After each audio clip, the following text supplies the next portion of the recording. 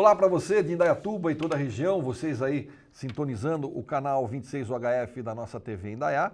Está no ar o Papo Livre, estamos chegando agora com a Cibele Meyer, ela que é pedagoga e escritora, e nós vamos conversar um pouquinho sobre o trabalho dela. Cibele, obrigado por estar no nosso programa. Eu que agradeço o convite, estou muito feliz de estar aqui. Vamos falar sobre o teu trabalho. Você tem um trabalho interessantíssimo na área de pedagogia, né? E tem alguns livros, e eu queria que você começasse falando para mim do que tratam os seus livros. Então, na verdade, eu sou professora, né? Aham. Hoje não mais na sala de aula, mas ainda piso o chão da escola, porque trabalho com formação de professores e tudo mais. E na verdade, o meu trabalho, quando eu entrei na educação, porque a minha primeira graduação foi Direito, e eu exerci durante 10 anos. Aí, quando meus filhos estavam em idade escolar, vendo toda aquela dinâmica, toda aquela rotina da escola, cada um, eu tenho 3, então cada um num nível, eu fui me encantando com aquilo tudo e resolvi trocar A o profissão. fórum pela Nossa, sala que de aula. interessante isso, realmente, geralmente acontece o contrário, né? Com certeza. Por isso que eu falo, eu sou professora mesmo por opção, por amor à educação. Porque quando eu optei, né, por fazer direito, na época da ditadura militar, e sendo mulher, né, 40 anos atrás, não foi fácil. Uma coisa bem preconceituosa e tudo mais. Muito, muito. E a minha ideia, por que eu optei pelo direito? Porque eu queria contribuir para tornar o meu país melhor. Eu achei que esse era o caminho. Embora eu tivesse feito magistério, que na época falava normal, né? Eu achei que o direito era um caminho, porque era uma situação tão estressante dentro de casa, fora de casa, na época da ditadura, que eu falei, como jovem sonhadora, eu falei, eu vou fazer direito para dar minha contribuição. E depois, quando eu comecei com esse contato com a educação, eu vi que esse era o caminho. Que realmente, se eu quisesse dar alguma contribuição para o meu país, seria através da educação. E aí, por isso que eu me encantei e não saí mais dessa trajetória. E fui experimentando. Eu comecei na educação infantil, né? E fui cada vez tendo mais curiosidade em como reagia, como o jovem reagia, né? Com o que você propunha a ele, o que você trabalhava em sala de aula. E eu fui da educação infantil, alfabetizei, 1º, 2º ano, 5º, 7º, ensino médio, fui para a pedagogia e finalizei com a gestão do trabalho pedagógico. Porque eu acho que a gestão é fundamental no processo da escola. E lá trabalhando, né, com professores, diretores que queriam ser, professores que queriam ser gestores, né? Então você percebe o quanto é importante esse cargo dentro da estrutura da escola. Porque às vezes um professor quer trabalhar de uma forma um pouco diferenciada desse padrão que existe, que a gente sabe que não dá bons resultados. Mas insiste-se em trabalhar nesse formato, e às vezes um professor vem com uma ideia diferenciada, se o gestor não apoiar, ele não tem como. Não consegue ir adiante, né? Não consegue. Fica dentro do quadradinho ali, dentro daquela coisa meio hermética. Com certeza. E o que você detecta, ou detectou nesse período, sobre a formação da criança, no que diz respeito à alfabetização e por aí vai, nesse caminho, nessa jornada? Até comentei com você agora há pouco, que por um blog que eu faço conteúdo, que é de uma clínica de psicologia, que é da Clínica Raia, quando as psicólogas escrevem sobre assuntos do dia a dia, de estresse, de outros assuntos inerentes ao dia a dia do homem, ele tem um público X. Mas quando escreve sobre crianças, sobre educação, acompanhamento de filho na escola, problemas de filho, duplica ou triplica o número de acessos. Então, eu vejo que existe uma preocupação dos pais, né? E também, talvez até por conta da informação muito fácil, muito rápida que a gente tem. Certo. E aí, como é que você identifica isso do outro lado, do lado das crianças? Como é que é isso? Então, eles são abertos, né? Eles, o que você propõe, eles topam. Depois, no decorrer, eles demonstram se gostaram ou não. Então, eu acho que o comportamento da criança ela é o termômetro, tanto dos pais quanto do professor, em sala de aula. Então, esse olhar atento para cada um, isso tem que fazer parte do cotidiano da família e da escola, que tem que trabalhar em parceria sempre. Chama tanto a atenção esses artigos sobre educação, porque, principalmente hoje, nós vivemos um momento muito próprio, de tudo muito rápido, a comunicação constante, muito veloz. As crianças têm acesso a todas essas informações e muitas vezes os pais e a escola acabam não conseguindo acompanhar essa velocidade. Então, eles se sentem perdidos, né, como eu vou lidar com essa criança? Então, na verdade, a parceria também tem que existir entre pais e filhos, professores e alunos, porque nada melhor do que eles para colocarem qual a necessidade deles e tudo mais. Às vezes fala-se que a escola não é interessante, que o aluno vai para a escola obrigado, não porque seja um local que ele goste, né? Mas por causa justamente disso. A escola ainda é engessada, a estrutura da didática da escola é engessada. O aluno não quer ir lá para ficar ouvindo o professor todas as aulas, como um monólogo. Ele fala, agora fique quieto que eu estou explicando, entendeu? Ele não quer isso. Aquele professor que joga questões, vamos supor, um exemplo, desde das séries iniciais. Um professor vai trabalhar adição e subtração no primeiro bimestre e multiplicação e divisão no segundo bimestre, tá? E deu o primeiro semestre. Aí ele fala, como que eu vou fazer outras coisas, porque eu tenho esse currículo para cumprir. Só que o que a estrutura da escola exige? Que cumpra passo a passo. Se o professor, ao invés de ficar primeiro trabalhando a adição, ele propõe, fala, vamos montar um supermercado, um exemplo. E aí vocês vão comprar, monta-se, coloca-se o preço, depois uns vão fazer a compra e todos os outros, naquela aula, naquele momento, fazem as operações. Mas através do raciocínio. Ele comprou, vamos supor, 4 iogurtes, quanto custa? Como que a gente vai poder saber quanto que ele vai pagar? Então, ele está vendo uma utilidade naquilo que ele está aprendendo. Na verdade, não fica abstrato, o conhecimento não fica abstrato. Porque o jovem de hoje, ele não quer saber de teoria, ele quer saber aonde ele vai aplicar essa teoria. Né? Aí tem a ver com o momento de cada um, porque eu acho que tudo isso tem a ver, no meu tempo de escola também, era aquela coisa assim, não podia dar um pio na sala de aula, escutava um mosquito passar na sala de aula enquanto o professor falava ou se ele estava dando lição. Então, realmente, era uma das coisas mais chatas do mundo era ir para a escola. E porque não tinha essa interatividade, né?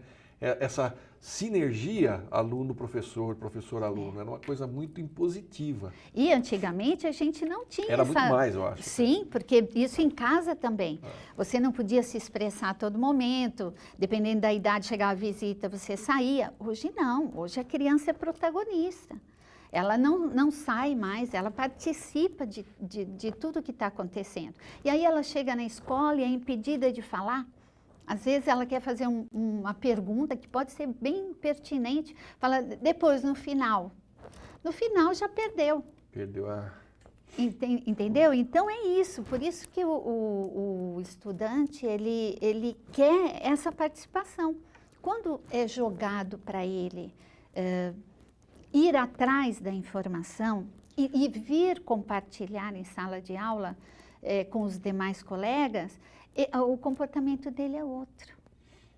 Se você propõe, vamos supor, vou te dar tal tema, nós temos que trabalhar esse tema dentro desse mês.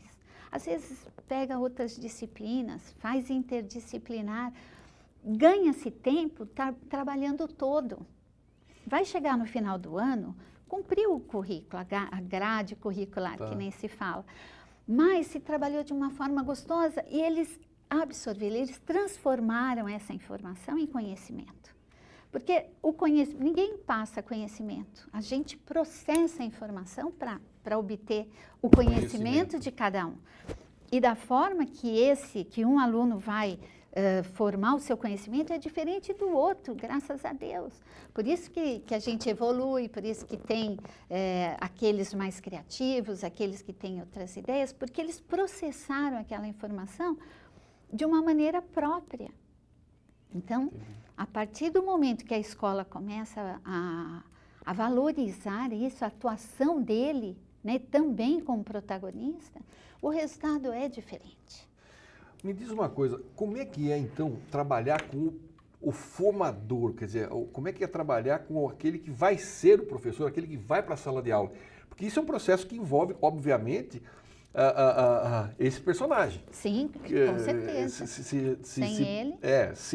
Se prega uma melhor, uma democratização do espaço, sem o professor não tem como. Não tem como. E como é que você trabalha isso? Como é que é formar o educador?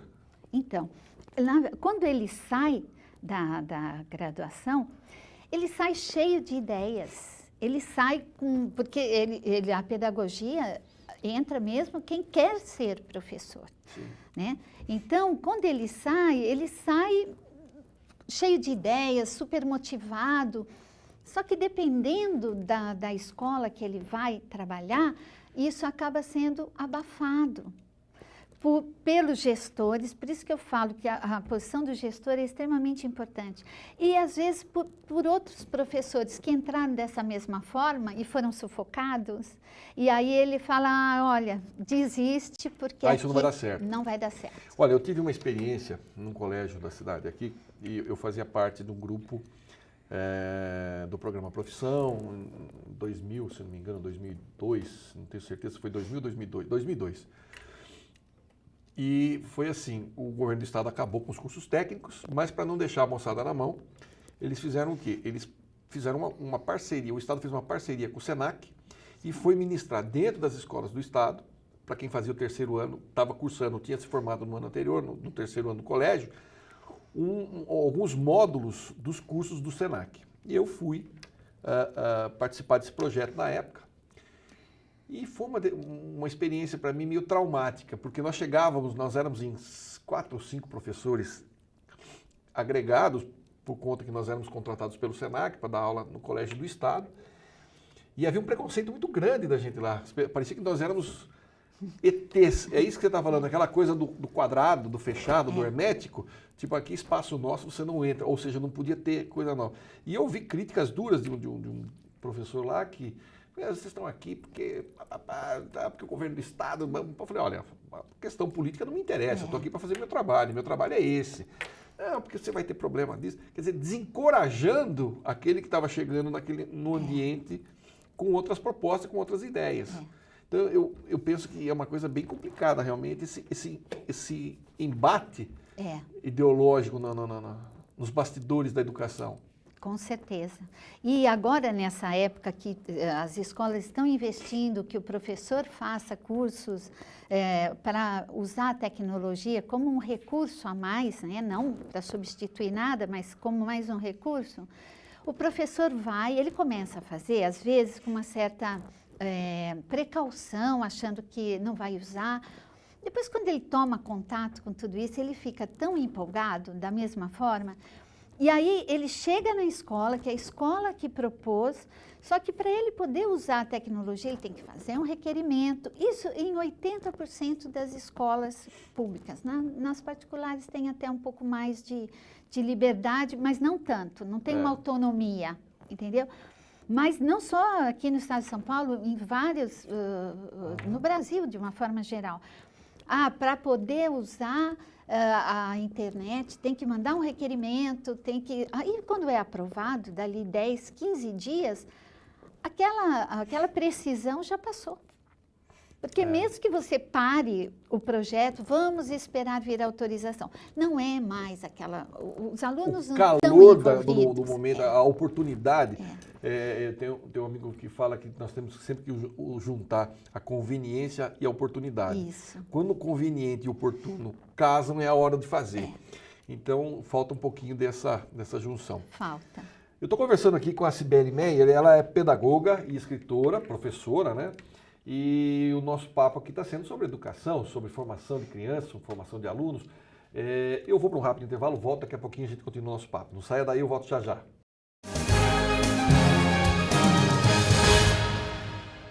De volta com o nosso Papo Livre de hoje, a Cibele Meyer falando com a gente aqui, sendo entrevistada, trazendo para nós um assunto muito gostoso, que é a educação. Ela que é pedagoga e escritora. No primeiro momento, no primeiro bloco, nós falamos um pouco sobre a educação de um modo geral, como é formar o educador, os desafios dessa arte que é educar.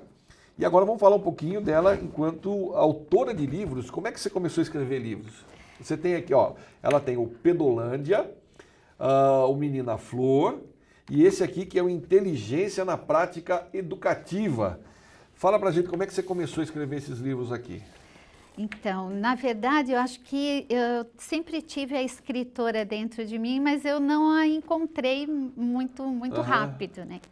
Quando eu tinha meus filhos pequenos, que eles faziam alguma arte, para não ficar dando broncas, eu inventava alguma história, colocando aquele quadro que tinha acontecido e dava um final. Falava por parábolas. Por parábolas. E aí, depois eu esquecia da história, porque eu inventava naquele momento. Aí a minha filha caçula, uma vez, falou, mãe, conte aquela história. Eu falei, meu Deus, e agora? Que história? Que eu não lembro qual que é. Aí eu falei, não vou mais cometer esse erro. E comecei a escrever. Mas tudo bem, nunca pensei em transformar isso em algum livro. Quando eu fui para a sala de aula, principalmente na educação infantil, eu comecei a usar essa mesma tática, né? Essa mesma didática para conversar com eles. Então, acontecia às vezes uma questão, era uma forma de eu trabalhar valores com eles, né? Então, eu também criava uma historiazinha envolvendo aquela cena que tinha acontecido, só que aí eu já registrava, mas tudo bem. Aí um dia, quem fez vamos dizer assim, uma arte grande fui eu. Porque eu chegava em casa, um jardim muito bonito, que eu gostava de cuidar, e um dia eu vejo lá uma folhinha diferente, falei, deve ser uma erva daninha, né? Vou arrancar. Depois pensei, não, vou aguardar para ver o que dá.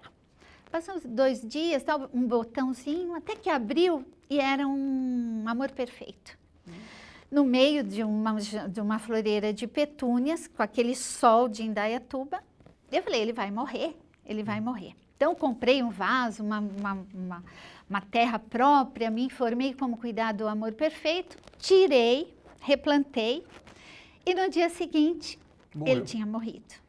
Aí eu falei, não, agora não posso ficar impune, também vou escrever uma história focando isso, que o homem interfere na natureza, né? Ele tem a melhor das intenções? Tem, eu tive a melhor das intenções, mas matei a coitadinha que sofreu tanto para crescer naquele ambiente que não era o dela. Uhum. E aí eu escrevi o Menina Flor, não contando dessa forma, porque aí você solta a criatividade, né?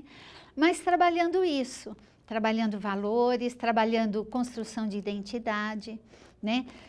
Porque esse amor perfeito na história, ela era chamada também de erva daninha, então eu abordo o bullying, né? E você é sem família, então a importância do núcleo familiar e do respeito pelo diferente. Então, todos esses valores eu abordo nesse livro da Menina Flor. Então, foi assim que nasceu, ele foi o primeiro. O Inteligências na Prática Educativa, eu também fazia minhas anotações, por isso que eu falo que a escritora sempre teve em mim. Sobre o comportamento dos alunos, só que com o foco nas inteligências múltiplas de Gardner. Então, eu via, bom, esse aluno tem essa inteligência mais aflorada, essa não tanto, o que eu posso fazer para estimular essa outra? Então, eu propunha atividades e via se dava resultado. E, no fim, foram 25 anos, desde a educação infantil de anotações, de observações, de questionamentos. E aí nasceu Inteligências na Prática Educativa, que o foco dele é para professores, pais e adultos, porque quanto mais a gente desenvolver as nossas inteligências, porque nós nascemos com todas, umas mais, outras menos, potencializadas. Muitas, não temos só uma, temos algumas, né? Que nem quem é músico, tem a musical, mas tem também a matemática. Aquele que é pianista e de repente tira a música de ouvido, ele tem uma noção espacial muito grande, porque ele se localiza ali, né? Então, essas inteligências, você começa a ver que quanto mais você estimular todas, mais chance de você lidar bem com as situações que a vida promove. E essas inteligências múltiplas, elas são desenvolvidas só na infância, adolescência? Não, ou a vida toda. A vida toda. A vida toda. Entendi. Porque o nosso cérebro, graças a Deus, é plástico, né? E ele está sempre, aquela coisa de que até tal idade você perdia, daí por diante você perdia os neurônios, não recuperava mais, isso hoje não existe mais, né? Então, essa teoria, eles viram que não é verdade. Então, a todo momento nós podemos nos desenvolver, basta que a gente seja estimulado a isso. Né? Então, tendo essa percepção do que pode fazer para estimular, você pode se autodesenvolver, inclusive. Interessantíssimo. E você também tem um blog? É uma das primeiras blogueiras, assim? De educação. Estou bem no início, foi em 2005. Inclusive, na época, tinham vários blogs, né, que começaram, mas era... 10 anos, é isso? 9 anos tem. 9 anos, esse ano faz 9 anos. Tinha muito blog assim, de humor, né? E começou a perder aquela característica de diário, que era um diário falando de si mesmo. E passou a ser um diário do que acontecia no tema do blog. E aí eu falei, não, vou escrever um blog sobre educação. Ele está aí, ativo até hoje. Chama Educajá, é isso? Educajá. Educajá.blog, como é que é? .com.br. Isso. E você, inclusive, também, por conta dessa atividade, acabou se reunindo com o Jô Soares e outros blogueiros. Conta um pouquinho dessa experiência. Isso, verdade. Eu fui convidada, acho que faz uns 2 anos. O Jô Soares queria saber como funcionava a blogosfera, como que era ser blogueiro, né? E representando a educação, eu fui com o meu blog Educajá, fizemos uma reunião, não foi lá no sofá dele, mas foi lá na Globo, no salão de reuniões dele, nos reunimos, foi uma experiência muito interessante. Ele também é uma figura muito inteligente, muito perspicaz. Muito maravilhoso. divertido. Ficamos lá umas 3 horas e no fim conversamos sobre diversos assuntos, uma troca muito, muito grande. Ele enriqueceu muito o nosso dia. E como é que é esse seu dia a dia? Você também tem um e-book, né, que é o Diário de Juliana? É um livro. É um livro, Isso. Mas é um livro virtual. Virtual. Porque eu acho que tudo que está na internet tem que ser gratuito, então eu não quis colocar em nenhum site que a pessoa precisasse pagar para ler. Né? Eu quero muito que leiam. Então, eu coloquei o... E como é que faz para a pessoa ler esse blog, esse livro? É só digital, o Diário de Juliana, que ele aparece. Ele está no SlideShare. Então, é fácil, é corrido, e ele tem quase 200 mil visualizações. Nossa, que interessante. Então, e do que trata o livro? É a época do Collor. Tá. Meu lado de direito sempre meio político no meio. Então, foi aquela época que aconteceu o plano Collor. O sequestro do dinheiro. Isso, mas a Juliana é uma menina, então a visão da criança diante de toda aquela reação da família, né? Então, o dia a dia, eu fiz uma pesquisa, embora tenha vivido nessa época, mas usando o linguajar da época e o vestuário, então tá bem fiel à época do golpe lá do plano Collor. E as consequências que eu participei, graças a Deus não foi comigo, mas a gente vivenciou situações.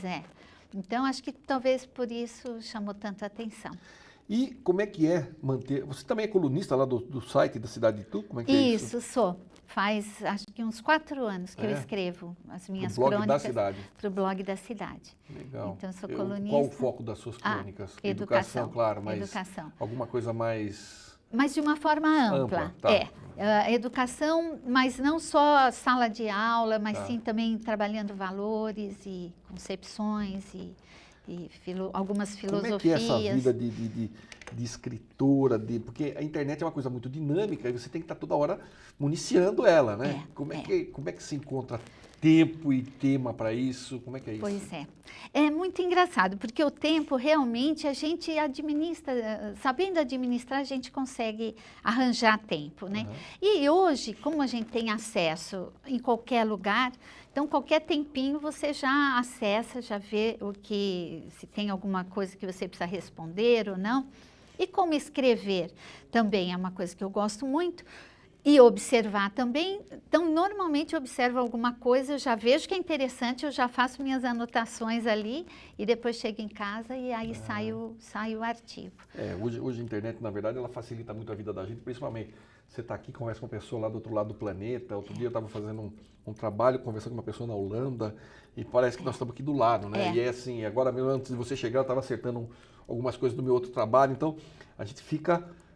atento o tempo todo e isso ao mesmo tempo que é bom é ruim, porque você fica num círculo muito rápido, essa verdade. Rápido. Né? Fica numa agitação muito grande. Então a gente tem que ter também o discernimento de dar principalmente depois dos 20, né? Dar uma respirada e falar, agora deixa eu acalmar para poder dormir, porque senão às vezes eu não durmo, porque eu estou tão agitada, isso tão é uma das empolgada. coisas que eu aprendi a duras penas, que assim, depois das 18 horas eu desligo do trabalho.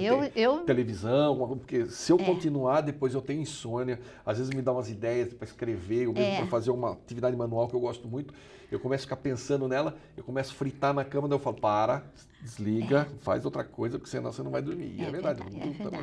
Eu acho que a maioria das pessoas sofre desse mal hoje em dia, porque é muito rápido, coisa muito difícil. Sibeli, obrigado pela participação, foi uma pena nosso horário ter terminado. Aliás, nós estouramos o horário, mas fica o convite para você voltar e a gente falar mais numa outra oportunidade. Eu que agradeço também, gostei demais e é só me convidar que eu venho. Tá joia, então. O convite já está feito. Obrigado você aí de casa pelo carinho da audiência, da paciência. Não desliga o telefone. Não desliga a televisão. Tem mais programação da TV Indaiá chegando até você. Eu fico por aqui, até o nosso próximo encontro. Fiquem com Deus, muita paz e não esqueça de curtir a nossa fanpage no Facebook. Fui!